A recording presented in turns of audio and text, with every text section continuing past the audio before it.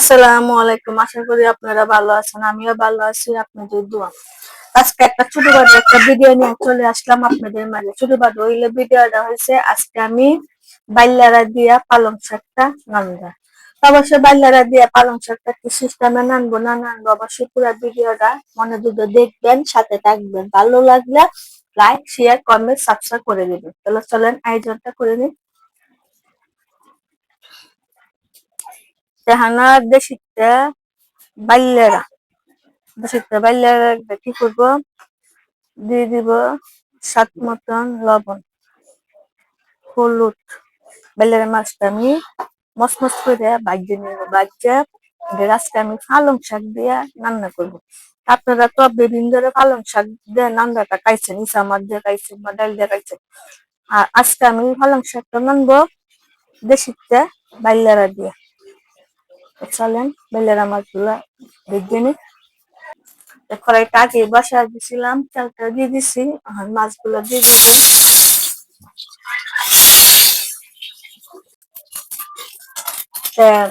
বেলেরা মাছটা ভাজা হয়ে গেছে, আমি বলছি একটু মচমচি করে ভাজি করবো। আর নামায় ভালো লাগবো, নামায় দেখছিটা বসা দিবা, দেড় চালটা তো ভাজলাম, চালটা দিয়ে দিবি তোমাকে।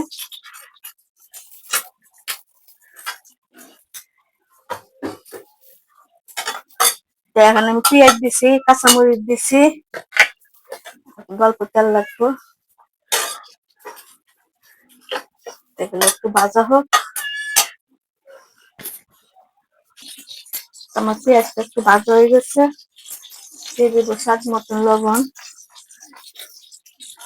1 চামচ মরিচের গুঁড়া, 1 চামচ ধনের গুঁড়া, 1/2 চামচ হলুদ। মশলাটা ভালো করে কষে নিব। আর আপনারা সাজান মেজা যতই মশলাটা কম দিবেন, সবুজ সবুজ থাকবো।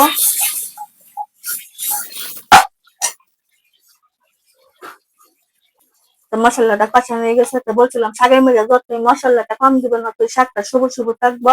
আর এই শীতকালে দিন শাক খাইলে শরীরের জন্য অনেকই ভালো। এই যে পালং শাকটা কাটতে করতে ধুয়ে নিয়ে আসছি, দিয়ে দিব। পালং শাকটা দিয়ে দিচ্ছি, পালং শাকটা থেকে পানি উঠবে।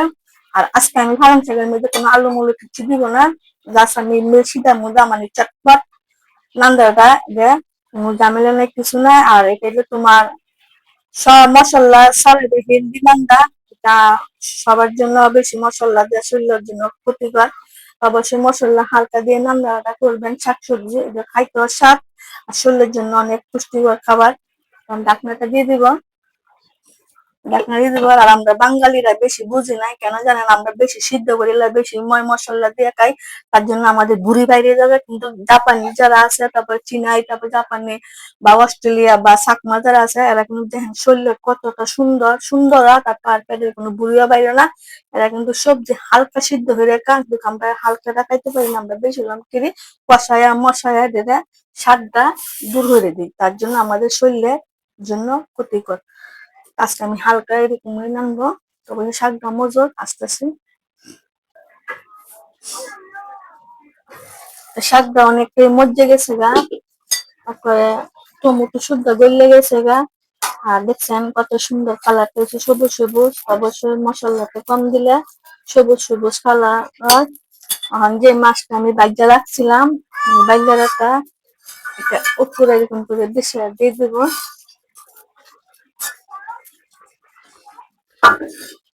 আর বেশি লাড়াটা দিলে কি হবে, মাছগুলা ভাঙ্গে যাবে। এমনিতে বাইলারা জানাল গাইতে পারে না, আর বাইলারা দিয়ে শাক নান্দা, এটা অনেকটা হই ভাগ্য লাগে। আর আমি বাইলারা গুলো একবারে মচমচি করে ভাগ্য লাইছি। খালি জাস্ট হালকা হাতে খালি একটু লাড়া ছাড়া দিব। আবার ঢাকনাটা দিয়ে দিব। এটাকে আমি পানি কিন্তু গুলো একটু পানি দিই না, কিন্তু পানি অনেক অনেক উঠছে পানি, এটা আরো অনেক মজবে। এই যে আমরা বললাম না, আমরা শাকসবজি বেশি মজা মজা খাই, দেখে আমাদের পেটের চর্বি গুলো কমতেছে। কি করবো, আমাদের এর কথা আমরা খাইতে পারি না, আমরা তো চিনাই না। আর আমরা চাকমন, আমরা বাঙালি। ঢাকনাটা দিয়ে দেয়, অবশ্যই কিছুক্ষণ পর আসতেছি।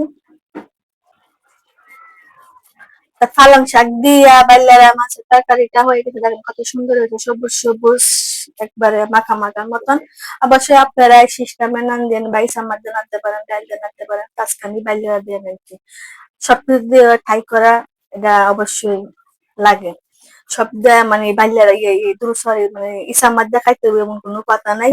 সময় সময় মাছ দেওয়া খাওয়া যায়, শাকসবজি, তত্তাজা শাকসবজি। এখন শীতের দিন বিভিন্ন শাকসবজি আসে, বিভিন্ন মাছ দিয়া বিভিন্ন দিয়া অবশ্যই খাওয়ান যায়। অবশ্যই ভিডিও যদি আপনাদের কাছে ভালো লাগে, এখান থেকে ভালো থাকে, সুস্থ থাকেন। আর অবশ্যই এরকম হয়েছে না হয়েছে অবশ্যই আপনাদের বলে দিবেন। তাইলে এখানে আসসালামু আলাইকুম।